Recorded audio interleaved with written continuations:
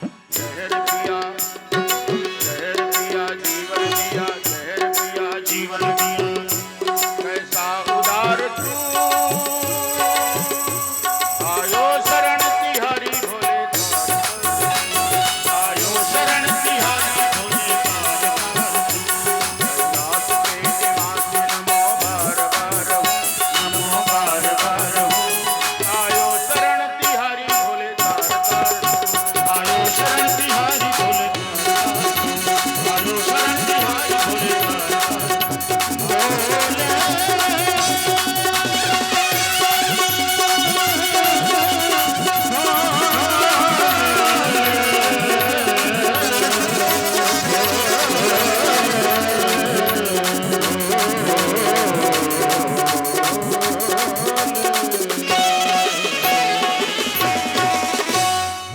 ऐसे भगवान शंकर जो आनंद से कैलाश में रहते हैं और हम सबकी देख रेख ऊंचे में बैठ के करते रहते हैं। इसलिए संस्कृत में हमारे विद्वानों ने गाया है, महादेव शिव शंकर शंभो उमाकांत हर त्रिपुरारे। महादेव शिव शंकर शंभो उमाकांत है त्रिपुरारे। जय वृषभध्वज शूल गंगाधर मृग मदनारे। जय वृषभध्वज शूल गंगाधर मृग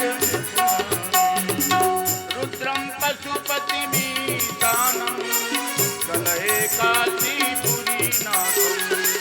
रुद्रम पशुपतिमीशानं कलये काशीपुरी नाथं।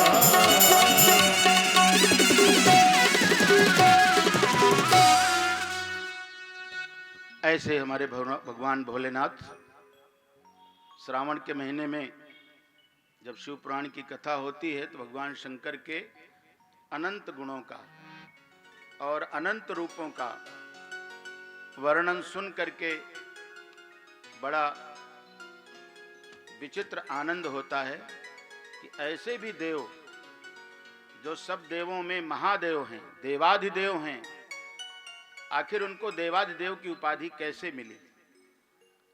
बहुत आनंद हुआ भगवान शंकर के इस आनंदमय गीत को सुन करके। अब इसके बाद हम लोग थोड़ी सी कथा, चूंकि आज की कथा में हमको यहाँ तक पहुँच जाना चाहिए, इसलिए छोटी सी कथा के बाद पूज्य गुरुदेव का पदार्पण होगा, उनका आशीर्वाद सुनने को मिलेगा और कुछ हमारे राजकुमार भाई का चमत्कार भी देखने को मिलेगा। तो हम सभी लोग आज आनंद से सब तरफ का आनंद लेंगे। ध्रुव चरित्र हमारे परीक्षित जी महाराज को सुखदेव जी महाराज सुनाते हैं। राजन, ये जो मनु परंपरा में 3 पुत्रियां जिनका चरित्र भी आप सुन रहे थे, उनके 2 पुत्र हैं। एक पुत्र है उत्तानपाद और एक पुत्र है उनका प्रियव्रत। उत्तानपाद का मतलब होता है जो पैरों को ऊपर उठाए हुए, नीचे जिसका सिर है। जब बालक गर्भांतरण में होता है तो उसकी यही स्थिति होती, उत्तानपाद होता है, लटका होता है फांसी की तरह,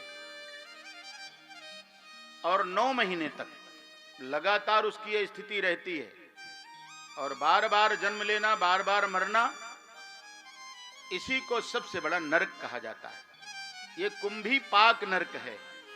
इससे बड़ा कोई नरक नहीं होता है, क्योंकि भागवत में बहुत नरकों का वर्णन है, लेकिन उसमें सबसे बड़ा नरक कुंभी पाक नरक कहलाता है। और ये मां के गर्भ में उल्टा लटकना 9 महीने, यही कुंभी पाक नरक है, जहां से एक तरफ आग की भट्ठी जल रही है और एक तरफ से आपके खाया पिया हुआ अन्न पच रहा है, और एक तरफ वहीं पर उसी जलती भट्ठी के बीच में बालक पल रहा है। ये कौन सामर्थ्य है, कौन करता है? तो इस पालने वाले की सामर्थ्य, तुम्हें भी पाल रहा है, उसे भी पाल रहा है। ऐसे उत्तानपाद, राजा का नाम ही उत्तानपाद है। उसकी 2 पत्नियां हैं, एक सुनीति और दूसरी, सुनते हो कथाएं हैं? एक सुरुचि, एक सुनीति, एक सुरुचि। सुनीति बड़ी है, और जिसके पास सुनीति होती है, बड़ी बुद्धि होती है, वो बाद में जीत जाता है, वही बाद में जीतता है। जहां सुमति तहां संपत्ति नाना, और जहां कुमति तहां विपत्ति निधाना, लिखा है। जिसके पास सुमति है, तो राजा के पास 2 मति हैं। सुमति भी काम करती है उसके साथ, और सुरुचि भी काम करती है उसके साथ। सुरुचि का बेटा है उत्तम, अपनी रुचि का किया हुआ काम सबको अच्छा लगता है, उत्तम है, श्रेष्ठ है वो। और जो सुनीति है, उसका बेटा है ध्रुव। वह सत्य है, अटल है, गंभीर है, टलने वाला नहीं है, दृढ़ है। तो ऐसे एक दिन राजा बैठे थे, तो सुनीति का बेटा उत्तम पहुंचा, उनकी गोद में बैठ गया। सुरुचि का बेटा, सुनीति का बेटा, चूंकि सुनीति को अब सुरुचि के कारण, जहां अपनी रुचि ज्यादा चलने लग जाए, वहां सुनीति वो बेचारी थोड़ी, उसको अलग कर दिया जाता है, वो अपमानित होने लगती है। तो जब सुनीति अपमानित होने लग जाए, तो समझो अब आगे भला पथ नहीं होगा। जहां सुरुचि बढ़ जाए, अब आगे इनके दिन खराब आने वाले। तो सुनीति को अलग कर दिया गया, उसके बेटे को अलग कर दिया गया, और उनके लिए एक राशन की सुनिश्चित व्यवस्था कर दी गई। वो गोद में बैठा देखकर वो भी गया नजदीक, छोटा बालक 5 साल का। उसको लगा मेरे पिता हैं, उन्होंने भी हाथ बढ़ाया गोद में, हमें भी लीजिए।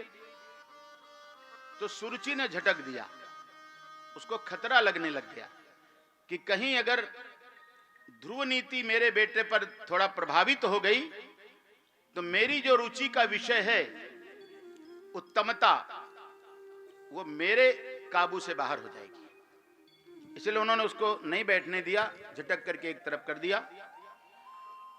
और अगर इस गोद में बैठना था तो मेरे उधर से आना था, ऐसा कह करके वो रोता हुआ चला गया माँ के पास। माँ ने देखा ध्रुव रोता हुआ आ रहा है, माँ समझ गई।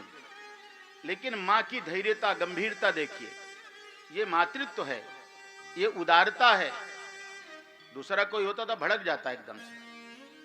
उन्होंने देखा कोई बात जरूर है, पूछा, उन्होंने बता दिया, कोई बात नहीं। माँ ने ही उतारा ना गोद से आपको, और पिताजी ने आपको गोद में नहीं बैठने दिया, कोई बात नहीं,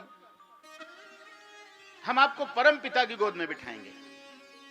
तो बच्चे के अंदर एक आकर्षण हुआ, उसने सोचा कि पिता तो ये हैं हमारे, परम पिता कौन हो सकते हैं? ऐसी जिज्ञासा बनी, और मां ने कहा कि परम पिता की गोद में बिठाएंगे, लेकिन उसके लिए तुमको साधना करनी पड़ेगी, भजन करना पड़ेगा। ठीक है मां, हम तैयार हैं। जो भी मां ने उनको आदेश दिया, निर्देश दिया, उपदेश दिया, उसको गांठ में बांध करके वो चले गए। जंगल में नारद जी मिले, उन्होंने भ्रमाने की कोशिश की, दृढ़ता देखने की कोशिश की, लेकिन वो ध्रुव है, सत्य है, अटल है, डिगने वाला नहीं है। सब कुछ समझाने के बाद जब नारद जी समझ गए कि अब ये नहीं मानेंगे, तब उन्होंने गुरु मंत्र दिया उनको। हमारे यहां लिखा ना, बिन गुरु भवनिधि तरह न कोई, जो विरंच शंकर सम होई। बिना गुरु के मार्गदर्शन के व्यक्ति का मंगल नहीं होता है।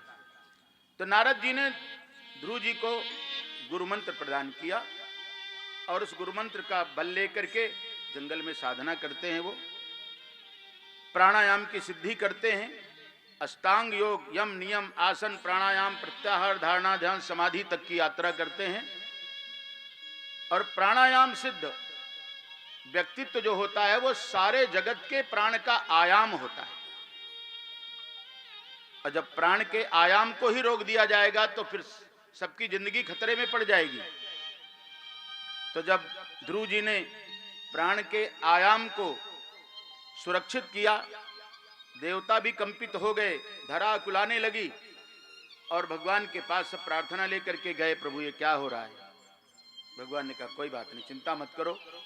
भगवान अपने गरुड़ पर सवार होकर के और ध्रुव के पास पहुंचते हैं। शंख चक्र गदा पद्म हाथ में लेकर के भगवान वहां पहुंचते हैं और जा करके उसके सिर पर हाथ रखा। उसने आंखें खोली, आंखें खोल करके देखा वाणी उसके पास है नहीं। कैसे प्रार्थना करे, कैसे पूछे कि आप कौन हो। भगवान ने उसके कपोलों पर अपना शंख स्पर्श किया, सरस्वती का जागरण हुआ और सरस्वती का जागरण करके फिर उसके अंदर से जो ऊर्जा प्रकट हुई भगवत भक्ति की, उसने पूछा आप कौन हैं। परमात्मा ने कहा वही परम पिता जिसके लिए तू साधना कर रहा है। अच्छा परम पिता है। अंदर से अकुलाहट हुई, प्यार बढ़ा। अब मैं कैसे प्रार्थना करूं। तो चूंकि भगवान ने कपोलों पर स्पर्श कर दिया था शंख का, सशंख चक्रम, शंख चक्र गदा पद्म भगवान के आभूषण हैं। अब इनमें सब कुछ समाया हुआ है। सरस्वती का स्थान है शंख। तो जब भगवान ने शंख का स्पर्श किया तो उसने भगवान की प्रार्थना की है। योऽन्तः प्रविश्य मम वाचमिमां प्रसुप्तां संजीव्यत्यखिल शक्तिधर स्वधाम्ना अन्यस्य हस्तचरण श्रवणत्वगादीन् प्राणान् नमो भगवते पुरुषाय तुभ्यम्। जिसने मेरी सुप्त वाणी को जगा दिया, जिसने मेरे सोए भाग्य को जगा दिया, जिसने मेरे सोए जीवन को जगा दिया, ऐसे मेरे परम पिता मेरे सामने हैं। तो कहा जब आप परम पिता हैं तो आप हमको गोद में लीजिए। भगवान ने मां के अनुसार उनको गोद में लिया, बहुत प्यार किया। इसके बाद भगवान ने उनको आशीर्वाद दिया, बहुत दिनों तक आप जगत का कार्य करें और फिर स्वधाम गमन करें मुक्त होकर के। वो लौट करके आए तो पिता ने बहुत सम्मान किया, मां का भी आदर बढ़ गया। राजा ने फिर सुरुचि की बातें नहीं मानी। अब सुनीति आ गई उनके जीवन में और सुनीति को स्वीकार करके ध्रुव की दृढ़ता को स्वीकार किया, राजा बना दिया और बहुत दिनों तक राज्य किया ध्रुव ने। सुरुचि की मां,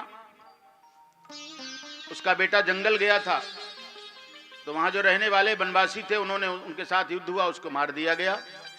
सुरुचि जंगल में गई उसको ढूंढने, जंगल में आग लग गई, सुरुचि भी विदा हो गई। बहुत दिनों तक ध्रुव जी ने राज्य किया है और इसके बाद भगवान की भक्ति को जीवन में धारण करते हुए जब अंत समय उनका आया, अपनी परंपरा को आगे निर्वाहित करते हुए, तो उनके लिए विमान आया, भगवान का विमान आया। और जो काल था, काल ने सिर झुका दिया और कहा हमारे सिर पर पैर रखिए और विमान पर चढ़िए। काल के माथे पग धरूं सतगुरु के उपदेश। महापुरुषों की कृपा इतनी बड़ी होती है कि काल भी कालजयी भी बना देते हैं, यही उनका उपदेश होता है। ऐसे कालजयी ध्रुव उनके सिर पर पैर रख करके विमान पे चढ़े, विमान चल पड़ा। और जब विमान थोड़ी दूर उड़ा, उड़ने के बाद ध्रुव ने पूछा विमान रोको। क्यों? बोली मेरी माँ का विमान कहाँ है? तो उन्होंने कहा वो तुम्हारी माँ का विमान ऊपर जा रहा है। ऐसे पुत्रवती युवती जग सोई, रघुपति भक्ति जासु सुत होई। ऐसे ध्रुव अपनी मां को भी उद्धरित करते हैं, अपने परिवार को उद्धरित करते हैं, अपने समाज को उद्धरित करते हैं और अपने राष्ट्र को प्रोन्नत करते हैं। ऐसी ध्रुव कथा हम सबके जीवन में आदरणीय बन करके हमारे बीच रहे, क्योंकि भगवान के नाम के बिना, उसकी कृपा के बिना ये जीवन निरर्थक है। तो एक भजन बोलेंगे, फिर इसके बाद पूज्य गुरुदेव का पदार्पण यहाँ पर होगा और इसके बाद उनका आशीर्वाद भी होगा, आरती होगी, फिर प्रसाद लेकर के सब लोग जाएंगे। अभी सब लोग प्रेम से बोलेंगे। बधवा साहब और आप लोग चले जाओ। बोलो आनंद कंद भगवान की जय, गुरुदेव भगवान की जय। हरि नाम नहीं तो जीना क्या, हरि नाम नहीं तो जीना क्या, हरि नाम नहीं तो जीना क्या, हरि नाम नहीं तो जीना क्या। अमृत है हरि नाम जगत में, अमृत है हरि नाम जगत में, अमृत है हरि नाम जगत में, अमृत है हरि नाम जगत में। छोड़ विषय विष पीना क्या, हरि नाम नहीं तो जीना क्या। हरि नाम नहीं तो जीना क्या।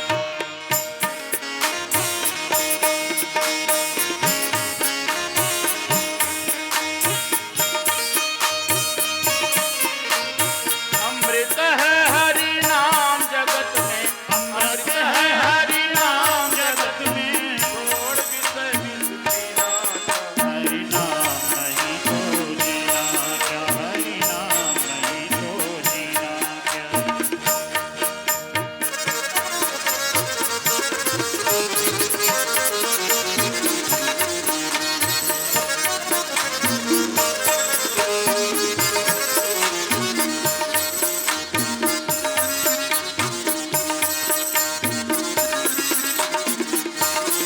भूषण से सब अंग सजाए, रत्ना परिहरि नाम न आए। भूषण से सब अंग सजाए, कृष्णा पर हरि नाम न आए।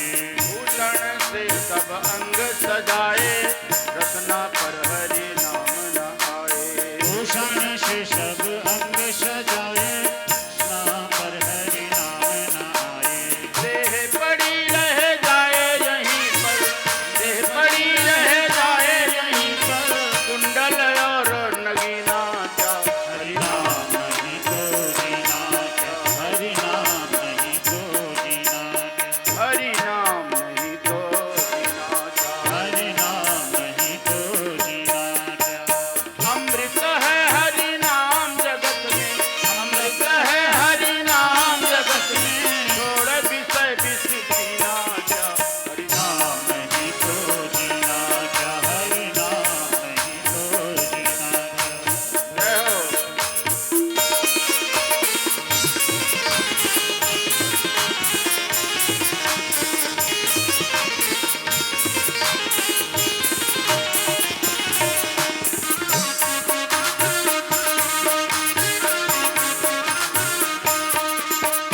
तीरथ है हरि नाम तुम्हारा, फिर क्यों फिरता मारा मारा। तीरथ है हरि नाम तुम्हारा, फिर क्यों फिरता मारा मारा। तीरथ है हरि नाम तुम्हारा, फिर क्यों फिरता मारा मारा। तीरथ है हरि नाम तुम्हारा, फिर क्यों फिरता मारा मारा। हरि नाम तुम्हारा, फिर क्यों फिरता मारा मारा। हरि नाम तुम्हारा, फिर क्यों फिरता मारा मारा।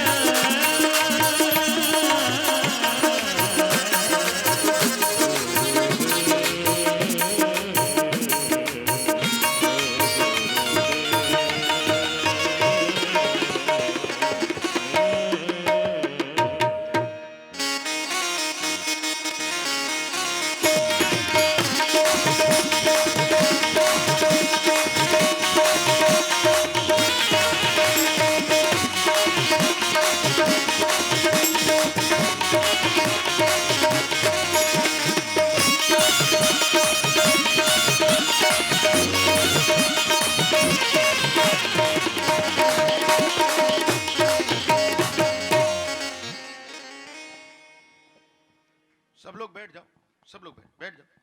बोलो सद्गुरुदेव भगवान की।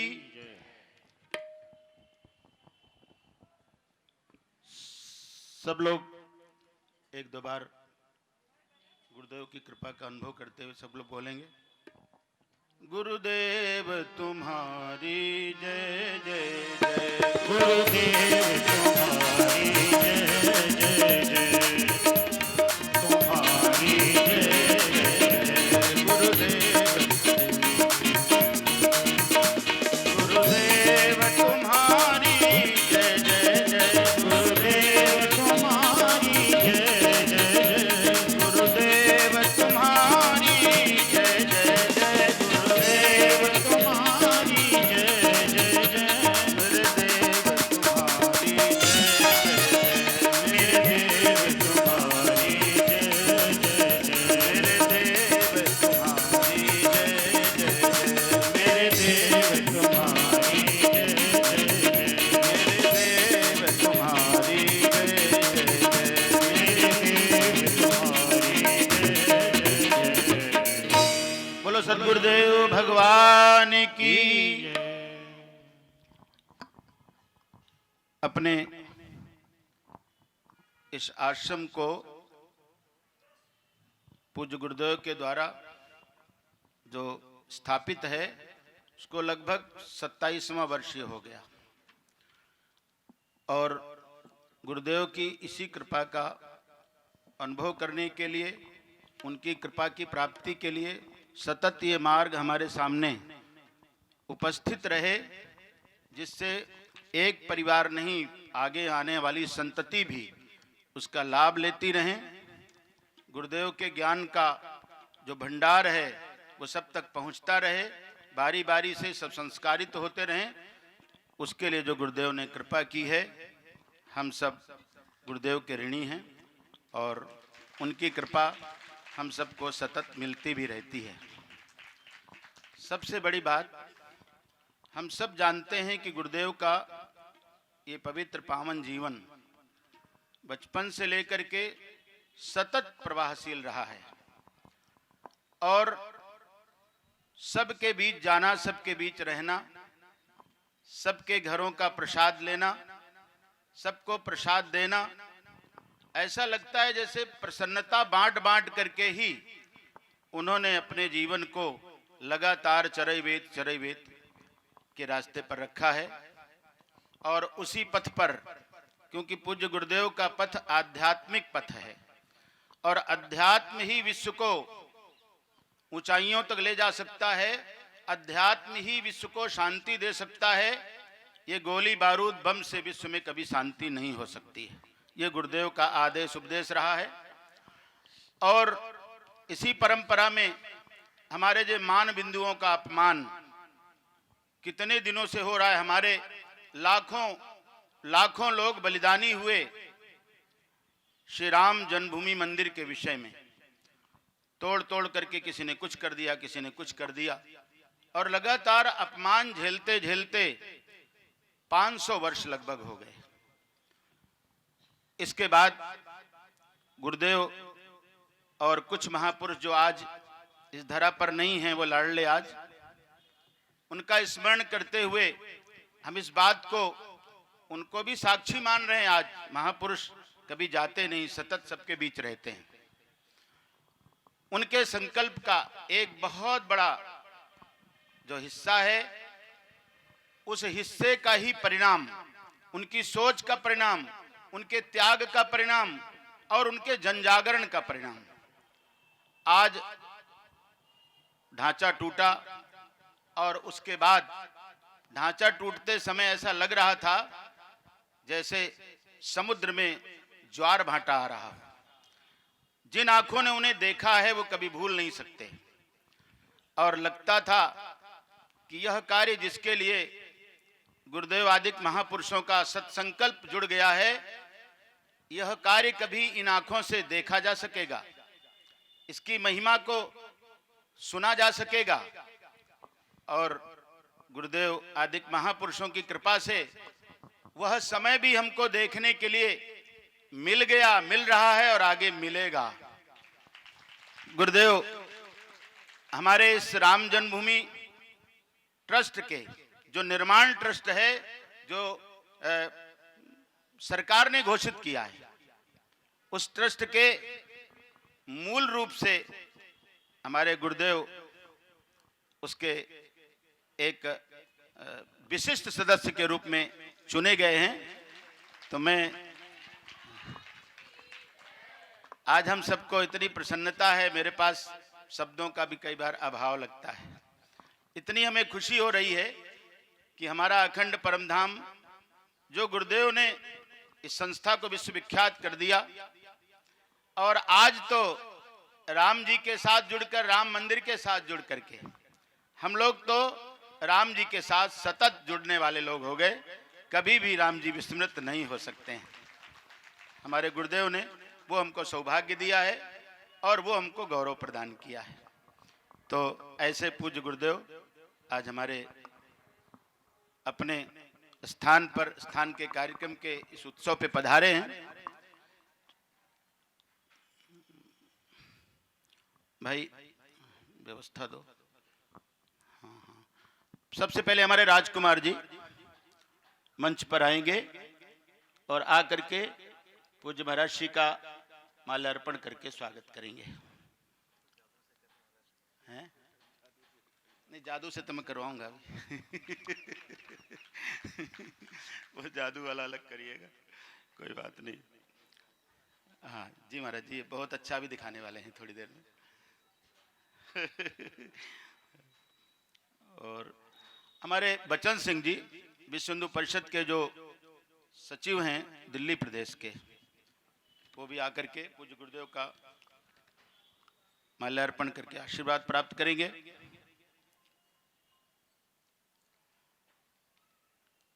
हमारे बोहरा जी यदि आए हैं तो शीघ्र करें। वो भाई गोपाल सुरेखा जी, श्री भगवान सरावगी जी, हमारे दिनेश जी एडवोकेट आकर के पूज्य गुरुदेव से आशीर्वाद प्राप्त करेंगे। हमारे सुरेंद्र कुमार बाधवा जी, बहन श्रीमती अनीता मुखी जी आज की ये यजमान भी हैं।